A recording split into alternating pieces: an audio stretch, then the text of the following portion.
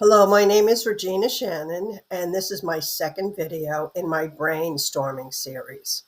In the last blog entry and video, I covered a list of 6 initial questions that should be asked in order to raise up an initial storyline.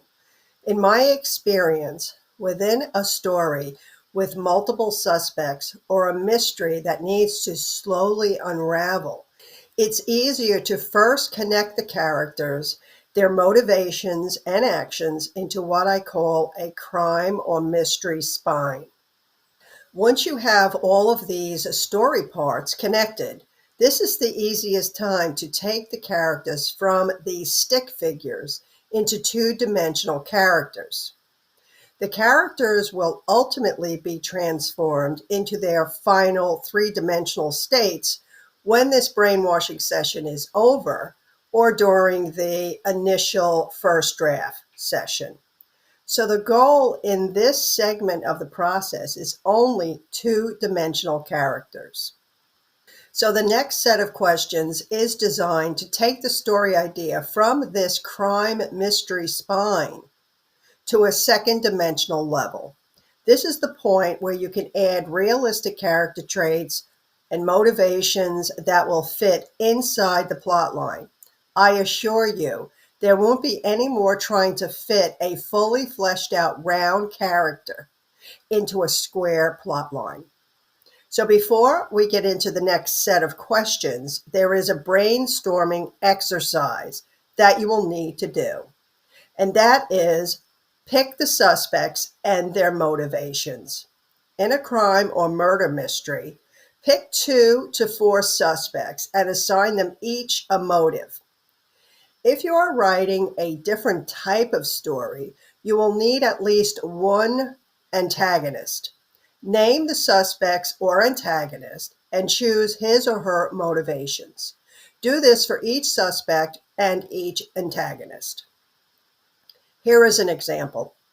A man is murdered in his house during a birthday party, and there are 4 people at the party, all of whom can be a suspect. One of the guests is the man's child who is at odds with him, and for some reason, the child has been recently threatened with being cut out of the will. The second suspect is the long-suffering wife who has just found out that her husband is cheating again after promising to never cheat again. The third suspect could be the mistress, who is not happy that her lover now wants to save his marriage and has ended the affair. And of course, there could be an old college buddy who is in attendance at the party, looking all innocent, but inside he is being eaten alive by a desire for revenge. Knowing all of these characters and their motivations ahead of time will make sculpting the main character, the detective or amateur sleuth, much easier. When I was new and watching one writing video after another, the advice was the opposite. It was suggested over and over again to start by fleshing out a main character and plotting a story around him or her. Now, what I found was that a fully fleshed out character is not very flexible. You can't place a fully fleshed out character into any storyline. For example, a quirky detective like Monk would be out of place playing James Bond. He would also not fit into any Gothic story, nor would James Bond fit into a small-town mystery novel. A Columbo character would be also out of place in a James Bond script. I'm sure you get the point. So now let's talk about the questions for the suspects and the antagonists. Go down the brainstorming list or diagram that you have started already and look at all of the suspects in the story. Ask yourself the following questions about each one. What would be their motivation for the crime, the mystery, or the story conflict? Is this suspect the most likely suspect? What is the first clue that will point to them? Will this suspect appear at the scene of the crime? And if they are, is there a witness to this occurrence?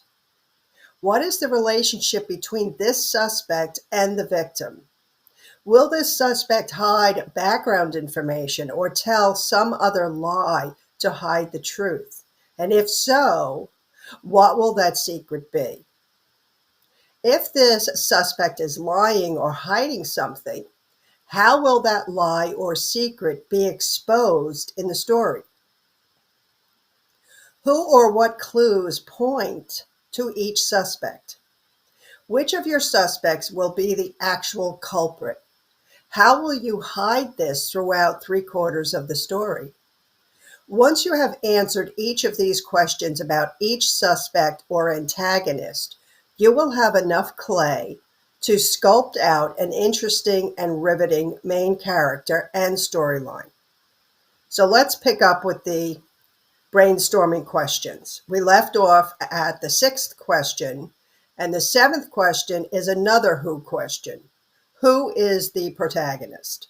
Unless you are writing in a series where the main character is already fully developed, it's best to wait until after choosing the antagonist, the suspects, and all of the motivations to infuse the main protagonist with human traits. Why? Because the protagonist will need to have a character arc, and this will need to be developed over the action of the story and in relation to all of the different suspects. The action of the story will be triggered by the victim, what happened, and what clues the investigator needs to uncover to solve the mystery or crime. That means the main character will need certain skills and traits to make all of this happen. For example, if you start off brainstorming with a business entrepreneur main character, and you give him a family, a certain job, etc., how will he have the skill set to uncover the clues that are now in your plot line? It's easier to look at the crime spine and realize that you need a bold computer wizard who is motivated by justice more than an entrepreneurial businessman. Once you know who, what, when, where, and how the story will proceed, now you can choose the type of protagonist needed to solve the mysteries. Then it will be time to sketch in more character traits and details. This process will take your stick figure and raise them all to a level of 2-dimensional characters. Now let's talk about the protagonist list of questions. There are many questions to ask about the protagonist, who is also known as the good guy or the hero of the story. Below, I have posted many of the questions to get your creative mind going. Why is the protagonist in a position to solve the mystery? Who brings them into the story? Are they a professional detective and they just got hired? If he or she is an amateur detective, what circumstance leads them into the scene or the crime or the mystery? If it's a psychological story, how did they find themselves inside this psychological drama in the first place? Who and or why are they now staying in a scary house or an estate with age-old secrets? And here is another tip for newbie writers. There are hundreds of videos suggesting you start with the main character, but I found out the hard way. This only works in very simple storylines or in simple romance stories. Once the plot line has any number of antagonists or suspects, and there will need to be some kind of search or investigation, revealing one clue after another, it's best to know what particular steps the main character will need to go through before you breathe life into him. In other words, if online research is needed to solve the mystery, your main character has to have technical skills or a family member who does. If the main character will be examining documents in an old archive, he needs to have some expertise in this field. If he will be running around and jumping from one building to another, or hanging off helicopters like Tom Cruise likes to do. He will need a backstory about why he is in that kind of shape. Newbie writers often get attached to characters they dream up out of thin air and then run into big problems trying to build a working story around this fully fleshed out character. This can cause a bigger problem. It can lead to a bad case of writer's block and even a fatal case of writer's block. If you find this describes you, set aside that darling character you love and begin to brainstorm following these suggestions, and you may find yourself developing an equally riveting character that, with a different job or a tweaked backstory, can make a great storyline work. Remember, if you created one character that you love, it proves that you can create good characters. Just create another one. The eighth question is, how will the main hero character arc over the mystery, drama, or storyline? What fear or human frailty will the sleuth need to overcome in solving this particular mystery or crime? This is what drives a character arc. What will the main character ultimately learn? Does he have a fear of heights? Is she normally timid but now has to be courageous? What inner fears will be challenged when going about solving the crime and or the mystery? Where and how can you fit the revelation of these traits into the storyline? Is the protagonist isolated or alone in their struggle? If they lack support or are actively opposed by others, how can you show them overcoming this lack of support and calling on their inner resources? And now we come to the ninth question. What are the stakes? What will the main character need to risk to achieve his or her goal or solve the mystery? Has the detective been told that he will be fired if he doesn't drop the case? Has the neighbor of a man who is gaslighting his wife been threatened with an expensive lawsuit? What is at stake and what change will be needed to get through the setbacks in the storyline? How will this change in character change the life of a main character? How can you show the final change in the ending of the book?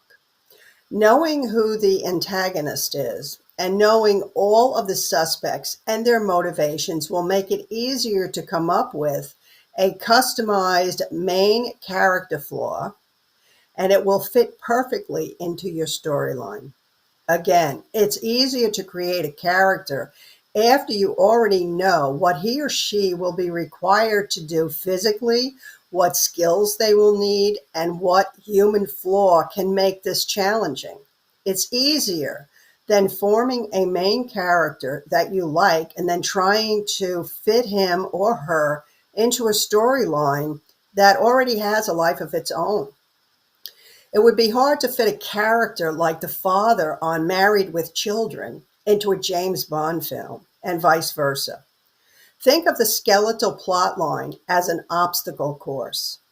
Once you know what physical stamina, hurdles, level of intelligence, investigative expertise, and technical skills a character will need to run the ball all the way down the field, it is easy to sketch up a character based on that obstacle course. You can easily add any quirky or funny bits to their personality later on.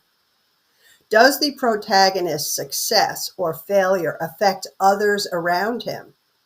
Are innocent lives at risk? Is the fate of a community, a nation, or even the world hanging in the balance until the protagonist saves the day? The wider the impact, the higher the stakes. Are his or her loved ones in danger? If the protagonist's family, friends, or romantic partner are threatened, the stakes become more personal and deeply emotional. This also raises the stakes.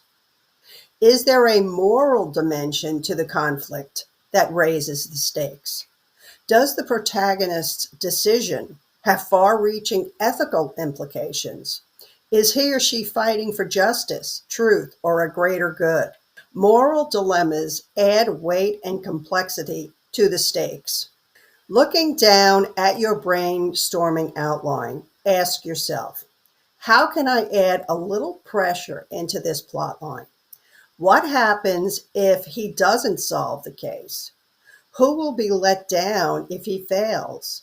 What effect will failure to solve the mystery have on his world or our world?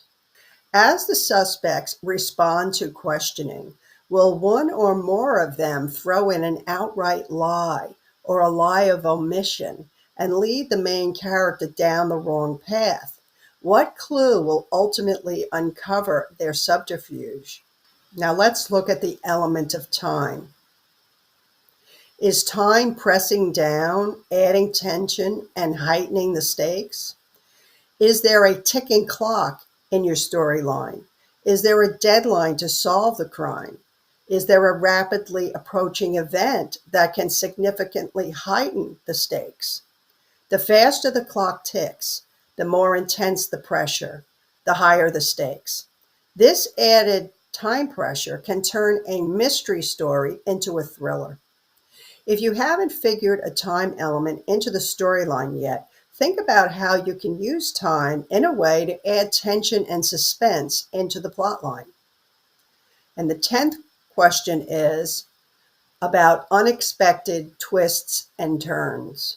Most readers like a surprise twist or an unexpected turn in the plot. So think about what twist or turn can you add into the mix to heighten the stakes and keep readers guessing. Is there a sense of uncertainty or ambiguity about the clues? If the outcome is uncertain and the protagonist is forced to make difficult choices with limited information, this too can add tension and heighten the stakes. If you can't think of an unexpected twist and turn at this point, it's okay.